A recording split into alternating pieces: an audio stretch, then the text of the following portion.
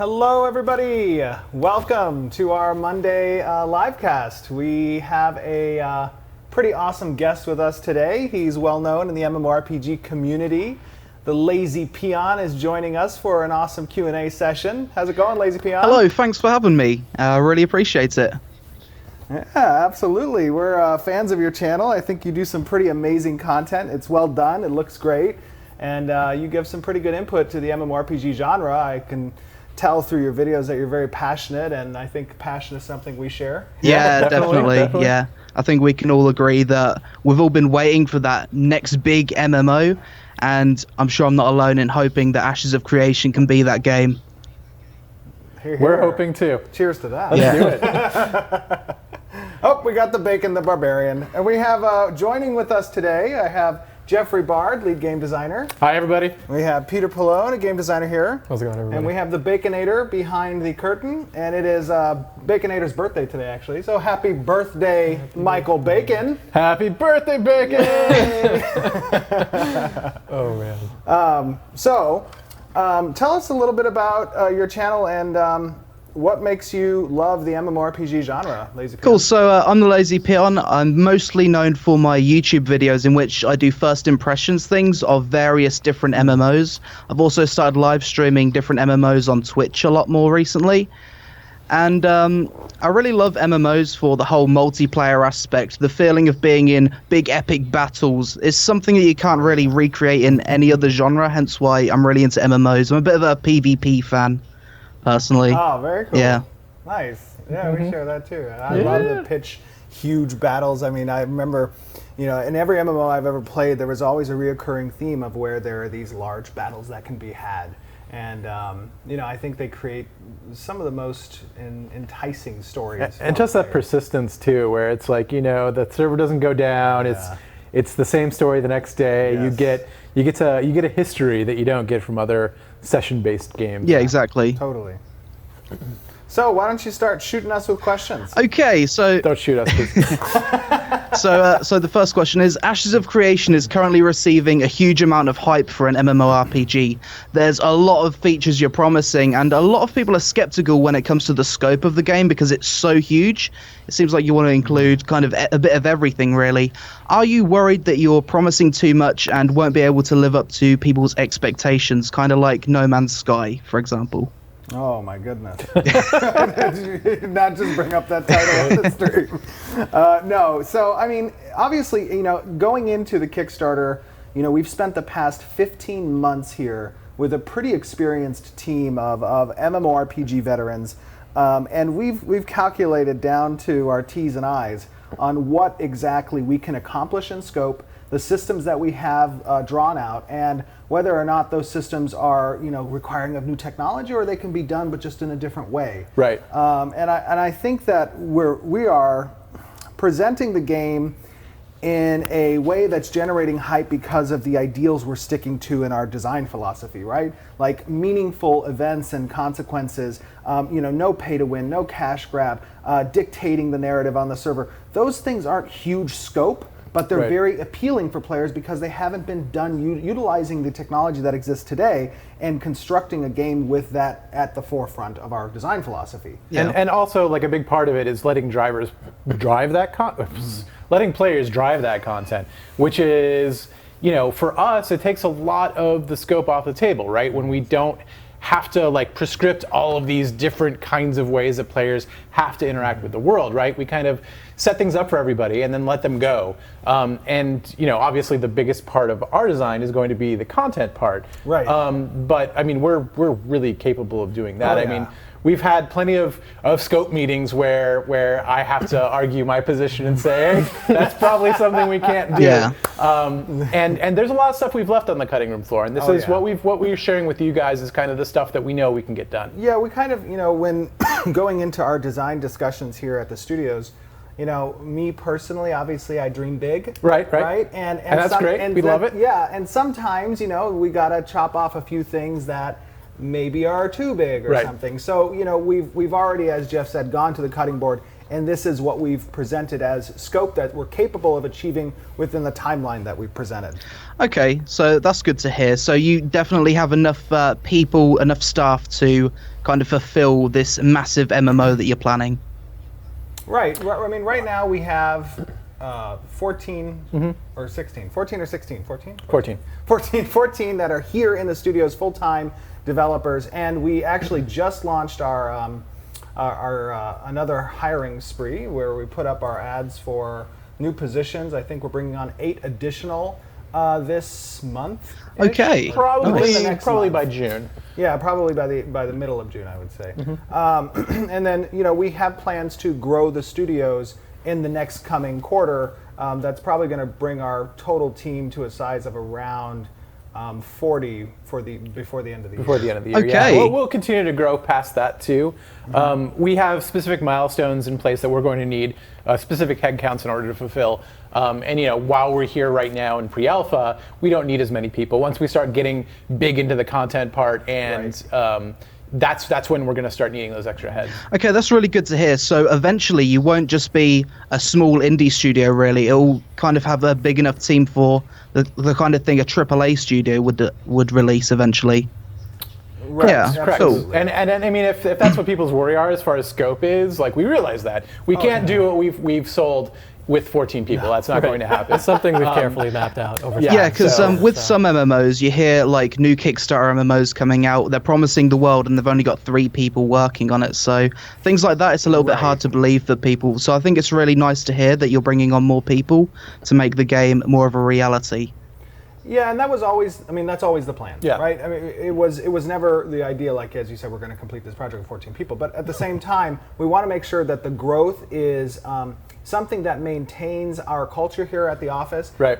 Keeps the focus on the fact that we are passionate MMORPG gamers, and that we don't grow too quickly that we lose sight of Yeah. that. Right. So it needs to be a structured growth, and that's something that we plan for. Yep. Okay, I like that answer. a little dark. So next question would be, as a new player starting the game, can you give us a rough idea of the things we'll typically be doing for the first 10 to 20 hours of playtime?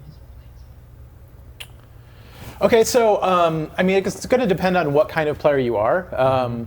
We're going to have starting zones for every race, and that'll sort of get your feet wet in all of our systems, right? So you'll be doing a little bit of crafting, a little bit of combat, a little bit of dungeon delving, a little bit of everything, just so you can kind of see how the systems work and get a feel for what you want to do in the game. But that's not required, right? Yeah. If you want to go and run out into the wilderness and start working on a node, that's totally something that you can do. A first level player could conceivably explore the entire world. They would have to be very careful and do it very slowly and take a lot of risk, but that's something that they can do. Okay, interesting. Will Ashes of Creation have player-to-player trading? Will there be anything stopping me from gifting a friend that's fresh to the game a bunch of in-game money to help them get on their feet quickly?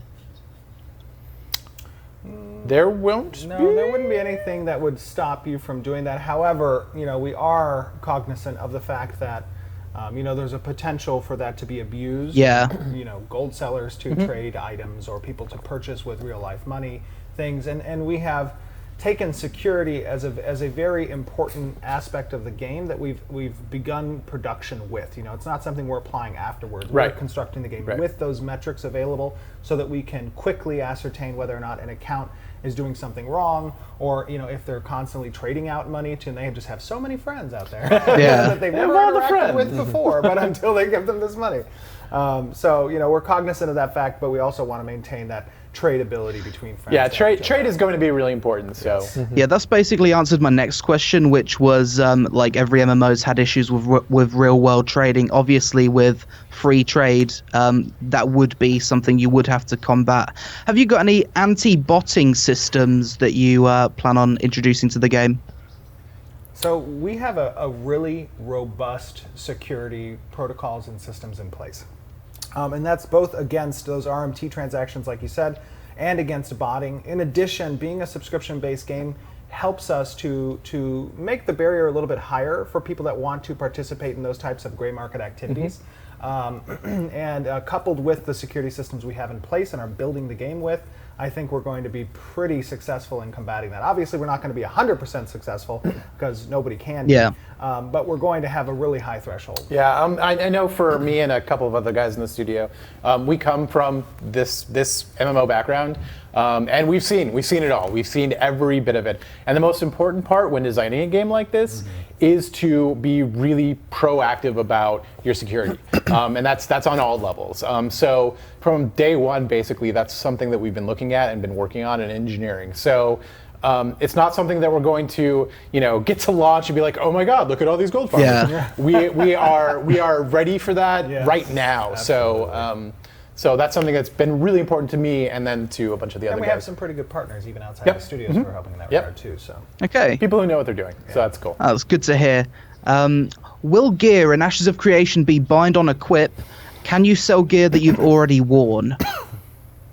Basically. So we're going to be staying away from a lot of bind on equip items and a lot of bound items.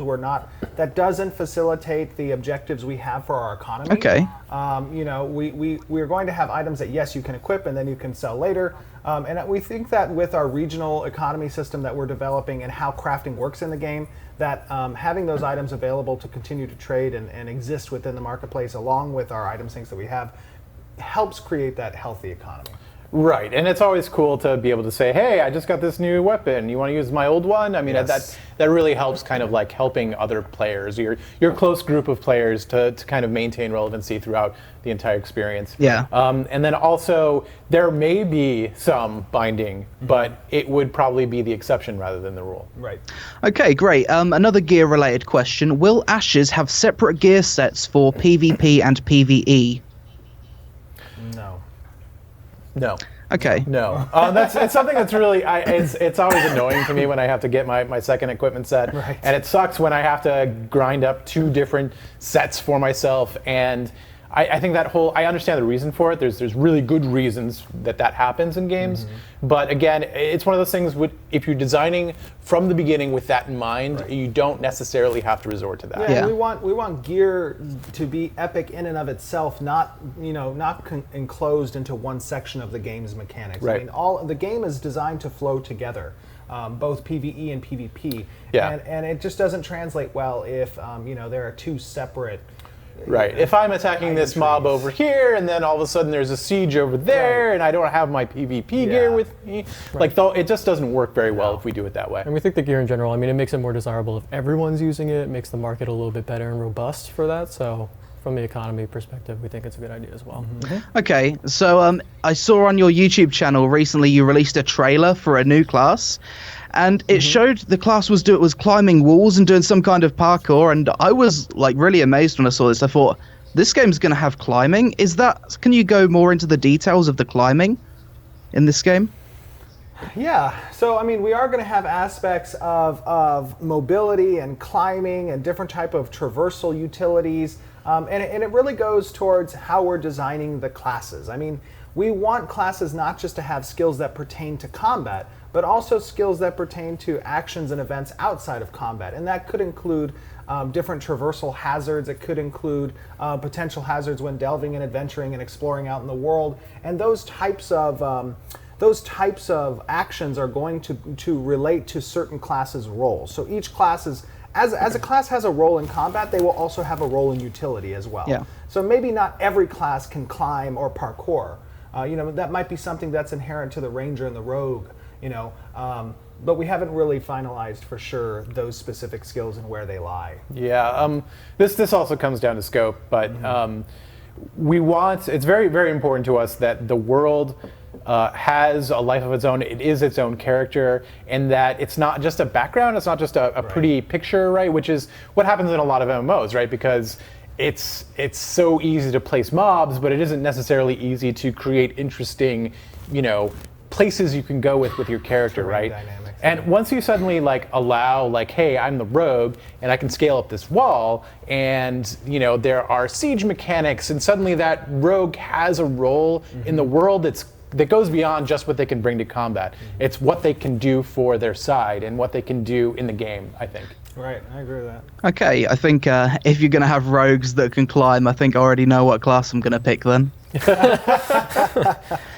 Well, it might not just be rogues. I mean, there might be there's other classes. Will Ashes of Creation have some kind of guild versus guild war declaration system so you can PvP against other guilds without any penalties? Yes, there are going to be guild wars involved in the game, and not just your standard run-of-the-mill kind of guild wars. You know, we're thinking about more objective-paced guild wars that could include locations or, you know, specific items that a guild may own as victory conditions and or surrender conditions. Something that kind of takes that approach to this, whatever bone you have to pick with another guild. Well, now there's a new dynamic to that you know has those objectives. Right. It's always kind of a little bit weird to us when you've got a guild war that just kind of keeps going on forever. Right. There's no end to it. There's nobody who can really claim victory without somebody just saying, "Okay, I'm done with this." Yeah. Right. Like it's kind of anticlimactic. There's no real objective. Right. Yeah. And so we're playing with some ideas there. None of them have been finalized, but if we can make it happen, I think it'll be pretty cool. Yeah. Okay, you've already shown us Ashes of Creation will have a lot of choices when it comes to different classes and class combos. I'm personally someone that likes to play multiple classes if given the chance. How alt-friendly will Ashes of Creation be? Oh, I think we're pretty alt-friendly, right? Yeah, I don't think we're going to have any specific barriers to that. No, I can't think of examples that we would have any not alt-friendly things. So, I mean, I'm an altaholic too. Yeah. Like, if you look at my character lists, I mean, you've got 20 characters that are level 10. And that's just like how I like to play. I like to kind of see how different things work together and kind of play with different builds. So, I mean, it's just from that perspective. I'm the exact opposite. I only have one character forever. Yeah, that's not me. Yeah. But there's definitely not going to be any barriers to that I can think of. Something I did ask earlier was about the gear not being bind on equip. So, if gear's not bind on equip, could I send one piece of gear from my main character to an alt character, for example? Would there be anything stopping me from doing that? You could transfer the gear to. Well, I don't think we're going to have item in the mail. Yeah, thing, but you could to another character, and then that character could do it to the alt. Or you could just make the your storage through the back, like account based rather than character based. But I'm not sure about that. That's a little bit. We haven't worked out those details that more. yet. But preliminary answer is, if you had an item set on one character, you could move it to an alt. Right. How that movement would occur, we don't know yet. Okay. That's something we're still playing with. It's not something we want to lock out. Right. Basically. Yeah. Okay. Will there be a level cap, and if so, what will it be? Also, how long will reaching that level cap take, roughly? That's a good question, and it's a question we probably don't have a definitive answer for you at this moment. Yeah. So we wouldn't even want to speculate. Okay. Really. Yeah, I don't want to get people's imaginations going until we've really nailed it down. See, we don't pre-screen these questions just so that Yeah. you can just ask whatever you want. Oh my God. Oh, that's a good point. What is in this box right now? Here, do you want some of this? You good? Are you sure? Oh, you can't have that. Yeah. Oh, it's a double stuff. Is it double stuff? It's double stuff. Oh. We actually had this conversation Enjoy. afterwards. I couldn't tell. I don't know if you want to hear me eating on camera, so I'm going to put this right here. Well, I'll just swallow it. Right. That's okay. All right. Next question. While Steven's eating, maybe Peon. What can we expect from questing in your game? Will it be your standard kill and collect quests, or will it be more complex quests with multiple different stages for a single quest? Will you be going for quality or quantity when it comes to the questing? So the answer to that is yes. We're breaking things down a little bit, right? I personally, there's this thing that happens in MMOs. It doesn't happen in any other type of game, right? Where I always hear from people, "Hey Jeff, I love your quests, but I never read them." And it makes me sad inside, and I always cry a little bit. But it happens everywhere. And so one of the things is, like, why is that the case? Why do people do that? And a lot of it is just because there's so much filler in MMO quests. There's so many stories that get told that don't have any consequences, that don't mean anything. They're just kind of contextual things that give you a reason for why you're going to go kill those 5 wolves. So I decided to take those out of the equation, right? I'm going to take those out. I'm going to put them into what we call tasks, which are kind of node-based, kind of low narrative things that you're going to do that will help you in your normal day-to-day sessions. The narrative quests, which are going to be where the main story is told, are going to be those big, complex kind of places where you can kind of actually play an interesting game, and rather than just kind of doing the same thing over and over again. So I want anything that relates to the main story to be something really interesting to play and read through, and to have as little fluff and just filler as possible. I think the other reason why traditionally in other MMOs it has been the case where you just kind of skip that stuff is because you really don't see what's being said there manifest in the world around you. Right. Whereas our approach to that from a questing standpoint is everything you're doing in the world in some way, shape, or form relates to you and the others around you. So there's a purpose to these events that you're participating in the world. And the more you know about it, the more capable you are to engage with that quest line. And actually have some self-determination when it comes to how your character relates to it and how it affects the world around you. Absolutely. Yeah. 100%. I think that's why we split them into those different buckets with like events, and then like how you mentioned tasks, the long form like epic quests, that everyone loves. Just because some people are all about efficiency with quests. And go right through the literature, so to speak, and just go ahead and to call it what efficiency. That's fine. Right, efficiency. Doesn't make me feel better. Do what they do, But we understand, all walks of life for questing. So we're trying to split those out into buckets and make it really engaging for the player. Right. And really focus on the things that people want to be seeing, right? Like nobody wants to read bucket loads of text that doesn't mean anything, right? So if we're going to give you text, it's going to be something that's important. Will we be getting multiple choice quests where your decisions influence the outcome? Things like that?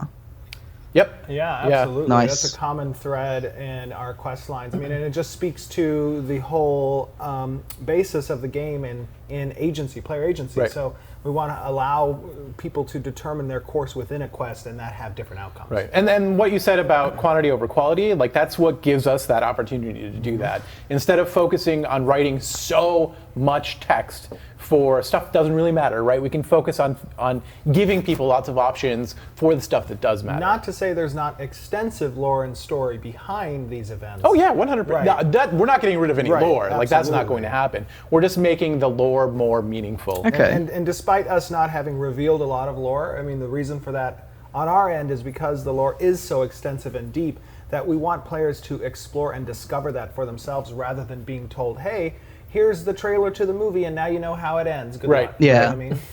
Yeah, so with that being said, we'll probably be leaking some a little bit here and there, foundational lore, just to give people a sense of like the themes and the kind of exposition that you might expect for something like this. Nice, looking forward to it. Other than experience, will there be any other benefits to questing? Perhaps certain quests unlocking the ability to equip certain equipment? Yes. Especially with our goal that we're about to come up upon, that $2 million goal, I think we may hit either tonight or tomorrow. That social organizations will include quest paths that may unlock access to certain things within a Thieves Guild or within a Scholar's Academy. And those things are only accessible by people who have progressed within those social organizations to the degree they have. Right. Yeah, absolutely. And then also, just as far as like finding recipes and just kind of discovering the world, there'll be lots of things that get unlocked as you explore the world, and you explore the world through the narrative, and you explore the world through quests, and so a lot of that stuff will be. There are going to be a lot of Easter eggs and a lot of hidden things that I really hope people don't discover right away. There's some fun stuff we're doing. Okay, so is the game going to be leveling through quest or through grind? No grind. No grind? Grind sucks. We hate the grind. Okay. I mean, what is the grind, right? Like, grinding is doing the same thing over and over and over again to get to an end game that, finally the game starts. I think we need to disassociate the word grind from time. Yeah. Right? Because there is a lot of time that can be spent in advancing your character in different progression paths throughout the game, whether it be through the religion, through your adventuring class, through your artisanry, through building up industry and structures. There's a lot of different things that involve a great deal of time. Right, and then also progress your character. And that progress your character. However, the word grind refers to repetition. and refers to getting nowhere for a long period of time. We don't want that to ever be the feeling. Killing the same mob for 16 hours to gain 1/4 of an experience bar. Oh my gosh, don't even get me started. I think something. that was like a major MMO that I played for a long time was Lineage 2, and like you would die in that game, you would lose a couple percent, and 4%. It would take you literally like 12 hours or 24 hours to get that back of just straight grinding. And I really just wanted to like hit my head against a wall. Right. Yeah, it wasn't a great experience. It was not a good experience. Yeah. There were other portions of the game that I loved, but we don't ever want to have that type of experience where you're grinding. We want you to see the efforts produce fruit while you're working your way and the time you're devoting to that path you're working towards. And we want enough stuff to do in the game that you're always engaged, right? Where it's not just you go on autopilot, but that there's so many interesting things to do that like you can't do them all, and that's kind of where we want to go. And that doesn't mean also like in reference to the time it's going to take to level, I think you asked a while ago, it's not going to be something where, hey, I'm in the game and I spent 5 days and I'm max level, yay. That's not going to be the case. There is going to be some time devoted towards progression, specifically in regards to the adventuring class.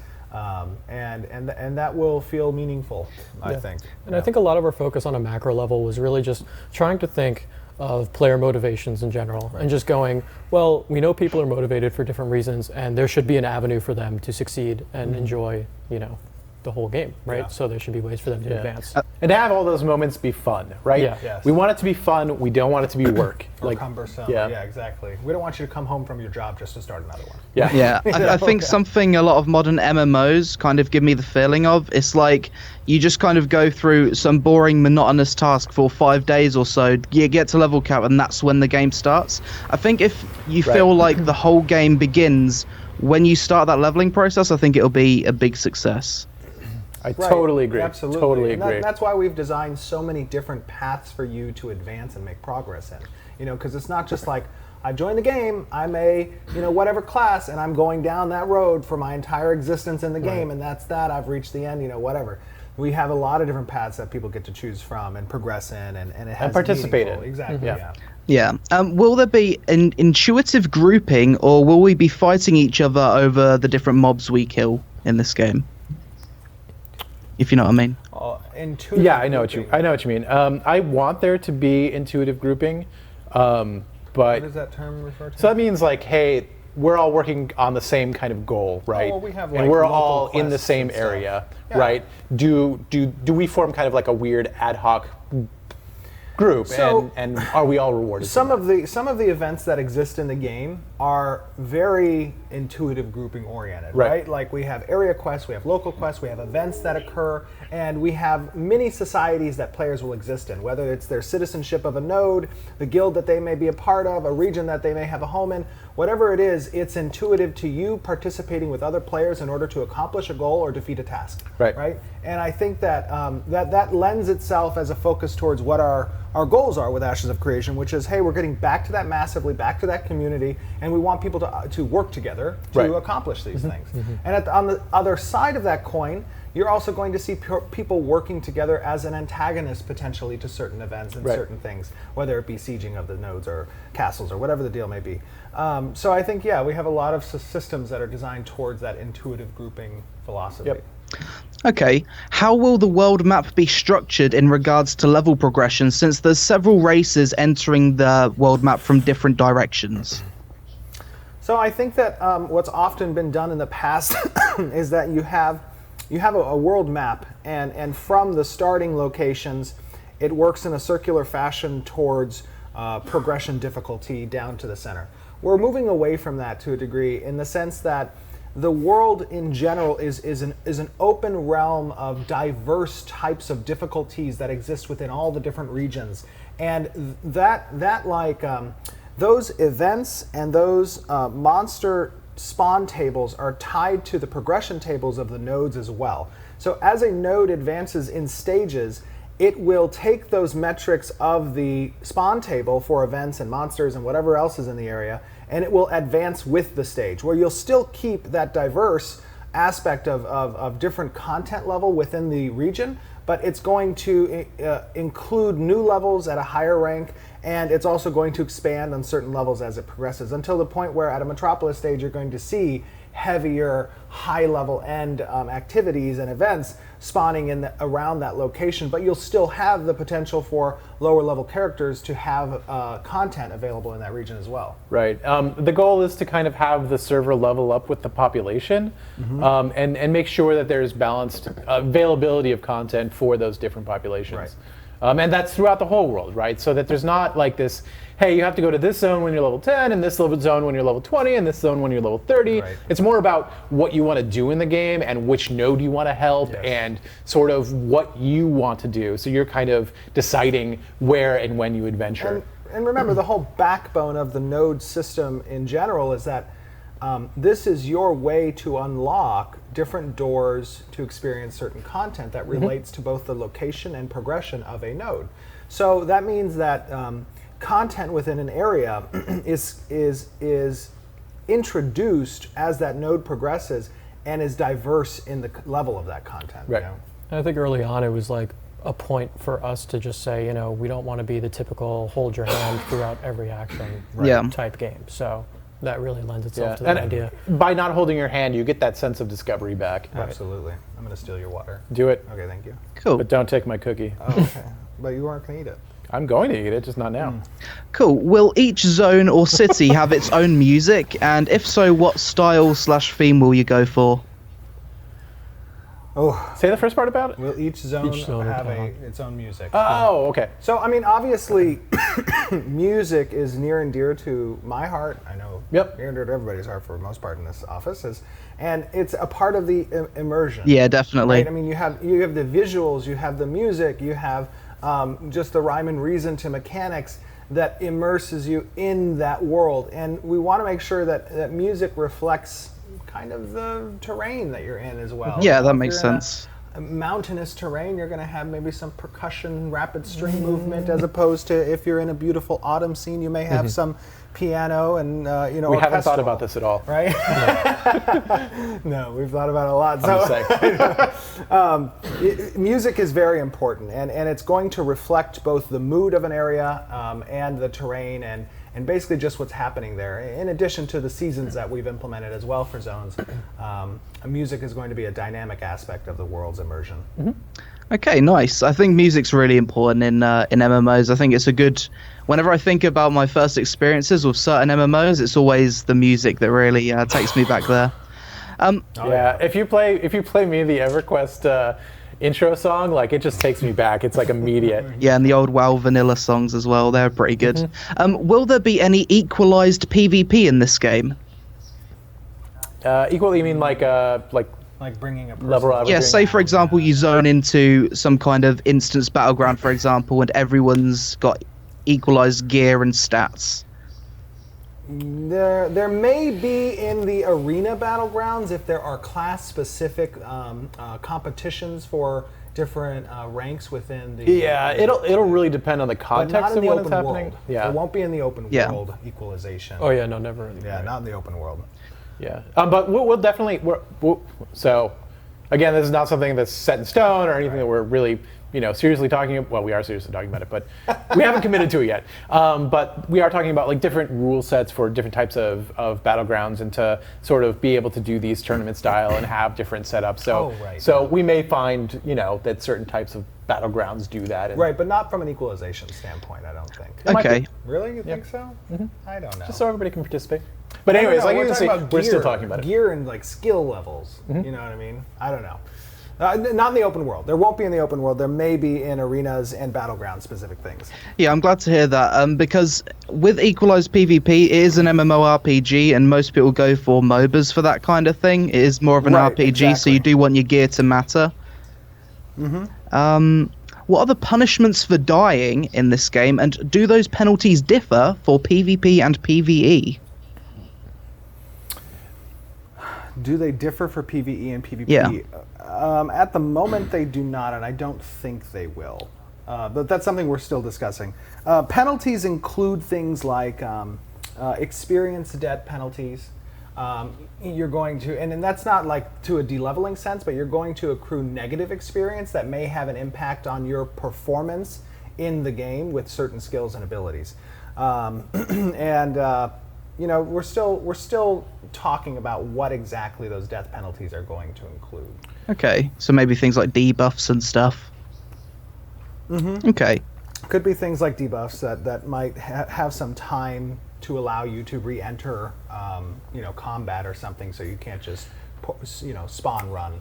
Yeah. And those could include like penalties on your overall health. They could include penalties on your skill damage and percentages, your casting time. I mean, there could be certain things that are associated with this. That we're still discussing. Okay. Will Ashes of Creation have any legendary items that are so rare that only a few people on a server will be able to get them? It feels like in recent MMOs, you just have legendaries thrown at everyone to the point where the term legendary's lost all meaning. It's like, you get a legendary, you get a legendary, everybody gets a legendary. That's what we should do. Yeah. Have Oprah. Please no. Have Oprah in the game. Please no. You get Honda. We should make that a live event, like Christmas or something. No, there are absolutely legendary items, and they're not items that are attained easily, nor are they granted out in a volume. There might even be items that are single items that will exist on the server at any given time.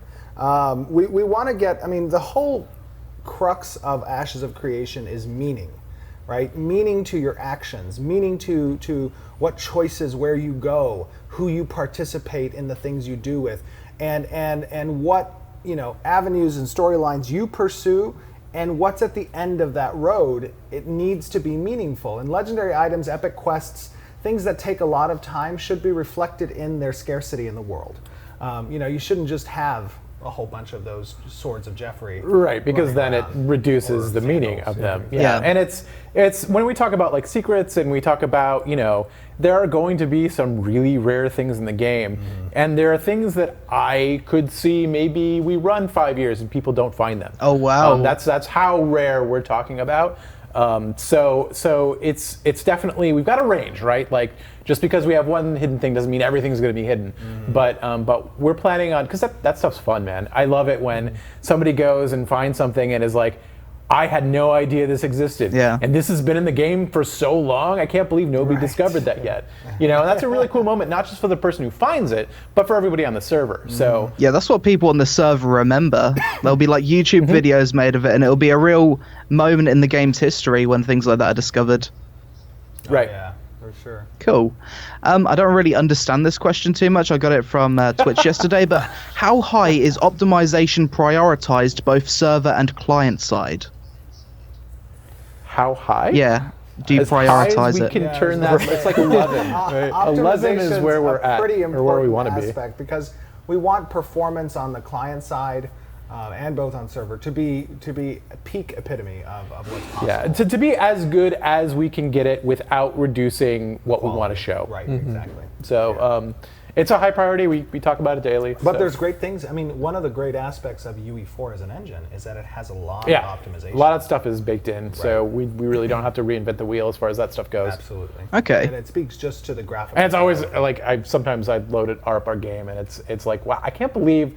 You know, was it the other day you were getting like 60 FPS and it wasn't optimized at all, and it was like one of the most dense centers of city with all these AIs. And it was just surprising to see it because I didn't expect that. So it's, and that was on you know, like a, what, 970, I think? Something like that, Single yeah. 970, yeah. Okay, nice. Will there be any mechanics tied to crafting, or will you just kind of gather the materials you need, click a button on a UI window, and then the item appears? We're still working. There will be, excuse me, there will be a lot of mechanics involved in crafting.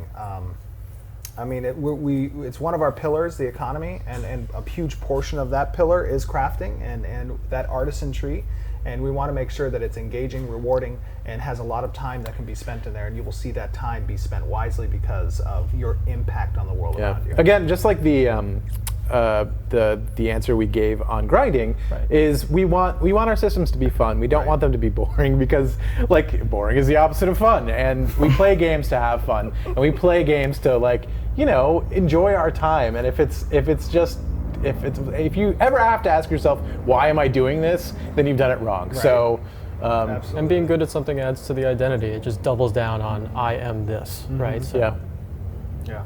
Okay, would you describe Ashes of Creation as being more of a group-based MMO or single-player MMO, or a bit of both?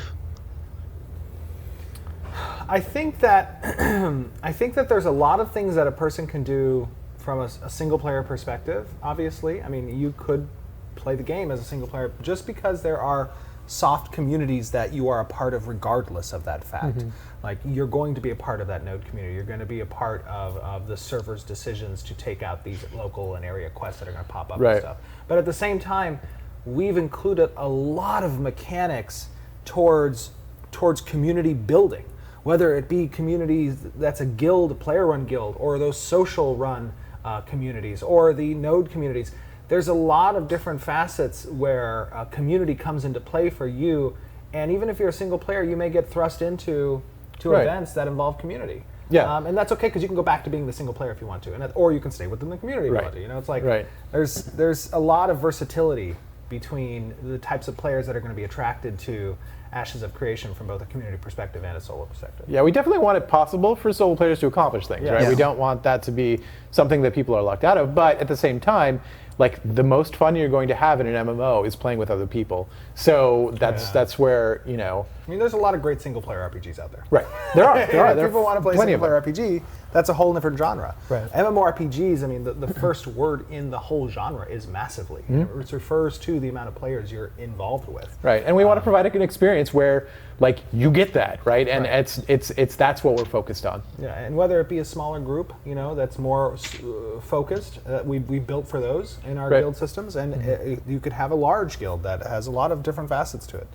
Yeah, we focus on scalability of all the groups of all sizes, guilds of all sizes, and you know, the solo player is something that we have focused on. You know, and I mean, if that solo player doesn't want to participate in guilds, then I guess, you know, to the heart of the question, sure, groups do more, but like in reality, there's a lot of stuff for them to do. Right. Yeah, So, for sure. Yeah. Okay. It'll just be more fun if you're grouping up, though. Right. Yeah. Telling you. That's true. Will there be any kind of acknowledgement when you're the first player or guild to achieve something difficult or rare in the game, such as combat, crafting, just like a world first achievement or something, or server first? I personally love that idea, and I think that that's something that's going to be prevalent in Ashes of Creation, and I think there's going to be a lot of potential firsts. You know, I think A lot of potential with the firsts. diverse aspect of how the world just exists. There's a lot of things that somebody can be first at, and they're wide-ranging things. And we want people to know, like, stuff's happening in the world. Right. So it's. I think it's important. We talked about leaderboards for all sorts of different things, and we're going to be tracking that stuff anyway. So there's no reason not to let people know, hey, this guy just did a cool thing over here. Why don't you go check it out? And there'll be a lot of different, as I said, a lot of different things that there'll be leaderboards potentially for. Yeah. And they won't just necessarily have to pertain to a single server. They could be across all servers where you can see the leaderboards of those different servers. And not even just for guilds or groups, but like kind of going back to your solo question. I mean, like, discovery is a word that we've talked a lot about and mentioned a lot, that we want people to discover the world, things that, like Jeff had said, are secret or hidden, etc. You know, we want that to be a part of it too. So. Okay, so in Ashes of Creation, we already know there's going to be a weight limit, so you need to transfer goods with the caravan system. Is there going to be any way to increase your character's base weight limit through in-game means? Or will it just be the same kind of static weight limit all the way throughout? Well, I don't think it's going to be the same from when your character's created and all the way throughout. I think that there's going to be different attainable items within the game that are going to eventually increase the amount of limits that you can take, but ultimately you're still going to have a limit that's going to require you to participate in the caravan system when you want to transit meaningful goods from region to region. Yeah. It's a scalability thing, right? Caravans transit goods on a scale that is much, much greater than an individual character. So we're talking about, you know, an order of magnitude probably. And it's not that the caravan system is solely related to the transit of personal goods. There are many different applications for the caravan system. There are a lot of quest applications for it. There's a lot of node development application. If you want to, you know, as a community, as a node, collect goods in order to assist in a trade route that's been established with another node in order to help construct a building potentially in that node that might be specific to its development, that's a way that a caravan is going to be used. If players want to, as a guild, build up nodes around the castle to increase its defenses, that's one of the mechanics of our castle sieging system, caravans are going to be used to transit those goods as well. It's not just a transit system that pertains solely to the transit of personal goods, but it's also just a dynamic system that relates to the development of the world in general. Yeah, so I guess to go in a little bit more detail there, just as far as the way we picture it as, if I'm a character, I can basically carry enough goods to support myself, right? If I want to start branching out into the larger economy, that's sort of when the caravan starts coming into place. It's that scale. Once you start going to the mass market, that's when the caravan system really starts to come into play for an individual player. Right, when you want to go to the macro level, you're going to have to take on more risk, and that's kind of how we've approached it. That if you're a solo player, you're comparably safe, right? But if you have a caravan, there's a little more risk there involved in certain systems, but you're carrying a lot more. And the caravan system is one of our most in-depth systems, honestly. Yeah. And it's very difficult for us to explain all the parameters in one sitting or a few sittings of a Q&A, which is why over the next several months we'll be releasing additional developer blogs that pertain to exactly what these systems are going to include and why they're necessary and how they assist both in the growth of the world and as your personal advancement. And it's a really cool system that plays on our regional economy and how risk versus reward gives you that satisfaction if you can successfully accomplish this transit. I think it's a really interesting dynamic, and it plays to interaction with players, both adversaries and friends. Mm-hmm.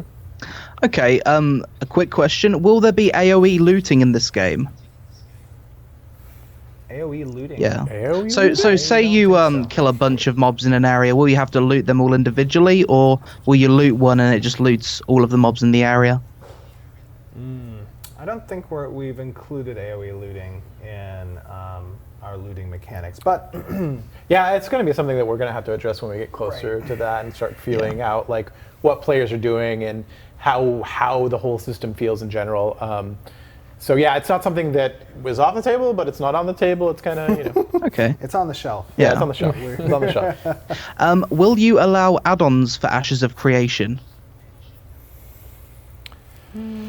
Generally, the answer to that is probably going to be no. Probably going to be no. But again, this is a specific question that relates to something that might still be potentially on the shelf. Right. Yeah. It's yeah. There's just a whole lot of I mean, hopefully, if they're not Oreos.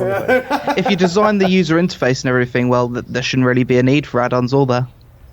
Right, Absolutely, right. That's a very good point. And my personal hesitation with add-ons is that there's a point at which potentially add-ons become a necessary tool for players to have. Right. And they stratify the population in a bad way. Yeah. Parsers can do some really nasty things to communities, and when you're talking about a 1% difference determines whether or not somebody can join a party. Yes. Like it sucks. Yeah. And I understand the reason it's there, and I love my parsers. I don't think there's like a toxicity involved at some point. Right. Yeah. And I think that the statement of if we design the UI well, which we are going to do, there's not really a need for the add-ons. Mm-hmm. Yeah. Okay. I suppose this can tie into the next ability. Next question: what are your design philosophies behind designing the user interface in this game, and will the UI be fully customizable so you can move things, resize things? Mm-hmm. Yeah, we absolutely want to add a lot of customization for players to be able to, direction the UI in a shape and form that's pleasing both to their eye and to their functionality. And there's going to be a lot of, I think, customizable options and appearance on how that UI is. Yeah, actually, we've got that system in place right now.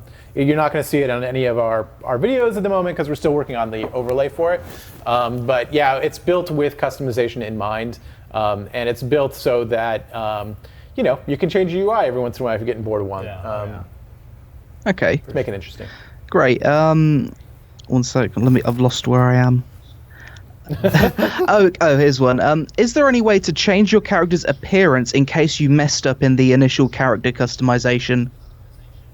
Yes. Yeah, I think we're going to have kind of salon shop items that allow you to go back to the character customization screen and kind of change your hair color or your fade, whatever you want to do. Okay. Maybe a barbershop is something you set up on your freehold. Exactly. Oh, barbershop. Oh, nice. So this won't be something that's tied to the cash shop or anything.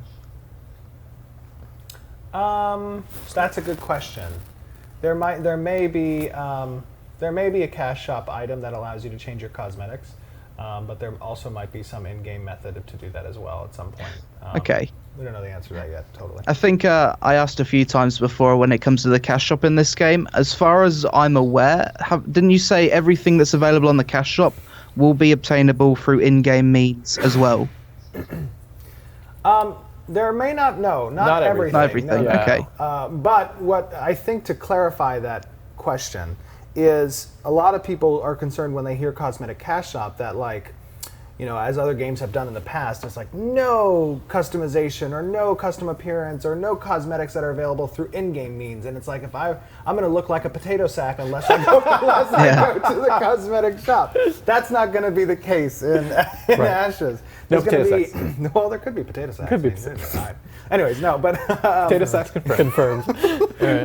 No, so there's going to be a lot of availability when it comes to cosmetics in the game. There's going to be, you know, dyes that are available outside the cash shop. There's going to be costumes that are available outside the cash shop. There's going to be a lot of things that players can achieve. This a very diverse source of cosmetics. That's kind of how we view them, like achievements. Absolutely, totally achievements. And you know, then there's also going to be additional cash shop. There'll be additional cash shop cosmetics that can be purchased as well. I mean, it's very important for us to stay away from. I mean, we will never go down that pay-to-win path, and we will never go down that cash grab scenario where monetization gimmicks are required in order to you know, get ahead of other players. And the alternative to that is we're a subscription-based game with no box cost.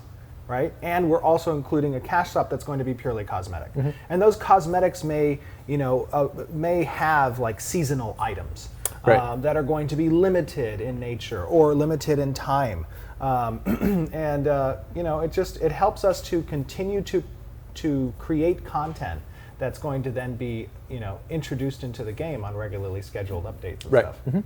Yeah, subscription is very good, but marketplace is better. Yes. Yeah. I think this may have to be the last question, right? Really? Okay. Oh yeah, Peon, we got one more question. Later already. Okay, I think I've asked all of the main questions that I have, so this is just going to be one more. I'll make it kind of flow into a bit of a long question because it's the same topic. Will you be able to change the control scheme in this game? Will there be like support for controllers? And if Ashes of Creation is successful, will you eventually put the game on consoles? Oh, that's a long question. That's a huge question. So, you will Save the definitely be longest able one for to last. change your control scheme, right? Absolutely. Whether we can make the game usable on a controller is unknown at this point. I think it's a good possibility for the controller support. It's definitely a possibility, but it's we've got to make some hard decisions if we want to go down that route. Right. And then will we go to consoles? That's also something we can't necessarily. Yeah, I mean, Really it's hard question. Yeah. It's Like I said, we don't screen these questions, everybody. yeah. Yeah. Chat says no. Everybody would like to. Everybody would like to. It would be awesome if we could, but it also brings a lot of attention away from us building the core of our game. Here's the answer that I think is most pertinent to that question. No matter what, our primary objective and solitary goal here is we're taking this to PC. We're going to achieve all of these design elements within the timeline that we've laid out, and that is our goal no matter what. Yeah. If it is possible to include some type of console aspect or controller support, that's something for another day that we would address based on how things are developing with the production of our primary goal, which is if PC. we're way ahead on our milestones and we're like, hey, we've got some extra time here, let's throw somebody on. And whether or not, you know, Ashes of Creation, it becomes a broader franchise that could see itself manifest into, you know, potentially a single-player RPG on a console thing. That's a totally different story. Right. Ashes of Creation as an MMORPG is focused solely on coming out to market with all of these components and doing so in a timely fashion that we've laid forward. That is our goal here at the studios. Okay, I think that's all of the questions I've I've got. Really appreciate you inviting me on here and answering all of these. And I threw a few difficult Absolutely. ones We your way. appreciate you being here, man. Yeah, thank you for your coverage of the game. Thank you for your support. We honestly think you do a great job when it comes to content creation, and we like to see you continue to do that. And you're welcome to come back here and do another live Q&A whenever you want. I think these questions were great. Yeah. Great questions. Thanks. Definitely going to be streaming and probably making a lot of content for the game when it comes out anyway, as long as it lives up to what I'm kind of hoping it is. Don't that a you threat? worry. Yeah. I believe. I believe too. Thank you, All right, Lazy thanks, Peon. We guys. appreciate Take it it easy. much. Cheers. Have a great Take day. care, man. Well, I think we may have cut into our other Q&A just a little bit. Yeah, sorry about that. This time goes by I so think we'll fast. save those questions, yeah, because that's an hour. We'll save those questions for our next session on Wednesday. And actually, we have on Wednesday a familiar face for everybody in the community. He's one of our Discord community moderators. He's also a YouTuber himself. Death's Proxy. Death's Proxy. He is going to be our Q&A champion on Wednesday. And then on Friday, another familiar face for the community, the creator of the Dungeon Crawler Network, Agelos, is going to be our interviewer. So make sure to hit both of them up on Discord with questions that you want them to ask us. And guys, again, we from the studios cannot express our absolute appreciation and gratitude for the amazing support that you've given us. I think we're going to hit that $2 million mark.